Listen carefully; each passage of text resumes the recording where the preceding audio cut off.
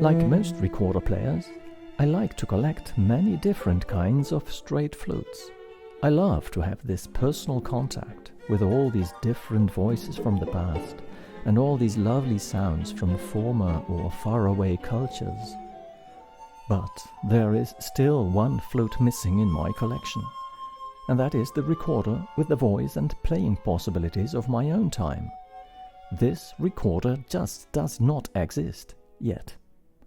So, with this short explanation, I hope to inspire recorder players of today to help developing, realizing and playing a recorder that will be able to set forth in our time its traditional role between the other woodwind instruments.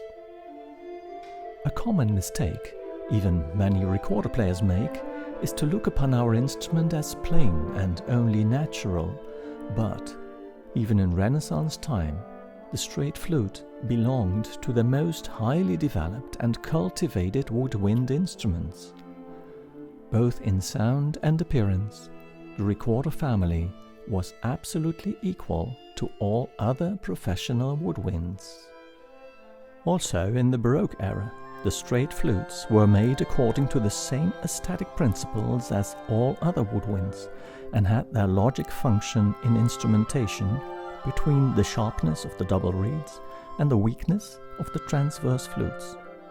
Dynamically, the recorder was, like in Renaissance time, the most silent of all woodwinds, but with the most clear articulation possibilities and a highly regarded musical power. All these instruments were made on the highest level of instrument making, and the recorder was a well-respected part of them.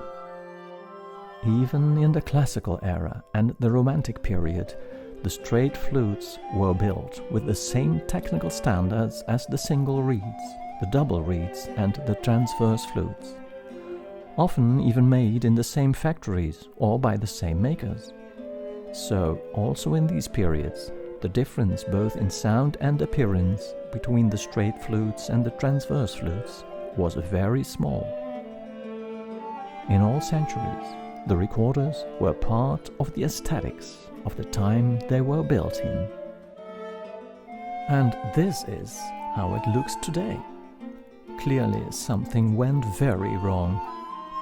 Only recorder players think that they can play music of our time on an instrument that is made according to the aesthetics of a long-gone art.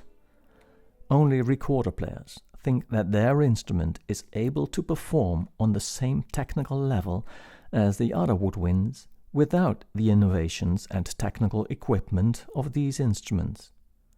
And of course, recorder makers are very willing to keep on making these outdated models, as long as the recorder players are not complaining. But no oboe player would play the music written in the 20th century on an oboe built in the 18th century. Just like no recorder player in Baroque time would play a Bach cantata on a Renaissance recorder. So it really is time for recorder players to start complaining about the old-fashioned instruments they have to work with.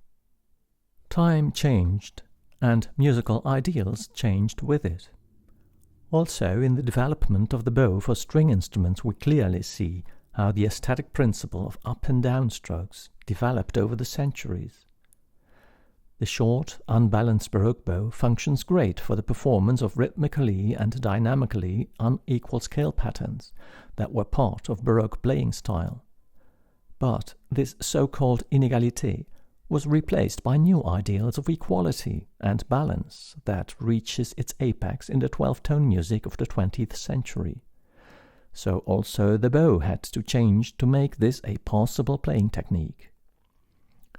Only recorder players think that they can fit in and be part of a modern ensemble with an instrument that is built within a totally different sound and tuning system, with totally different aesthetic principles and completely outdated technical means. For one thing, we don't have enough finger holes to play with. We are the only woodwind players without the possibility to change the intonation, dynamics, and tone color with our lips. The lack of this so-called embouchure is compensated by our virtuoso fingerings and shading techniques of the open finger holes. So yes, we will always need at least 6 open holes and 1 open thumb hole to play with.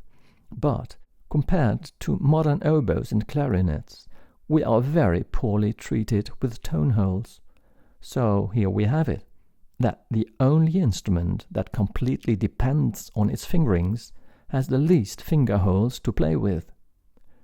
That is why I drilled an extra hole for the one finger that was just doing nothing so far, the little finger of the left hand.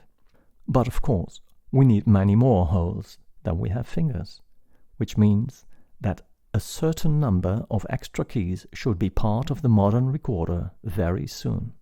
And these keys should not be, like on these recorders, just to accommodate the fingers to the length of the instrument. No, we need extra holes covered with keys for more intonation possibilities, for more coloring and dynamics in our playing, for larger registers, better legato playing and chromatic tremolos, better possibilities to play virtuoso passages in the higher registers of the flute.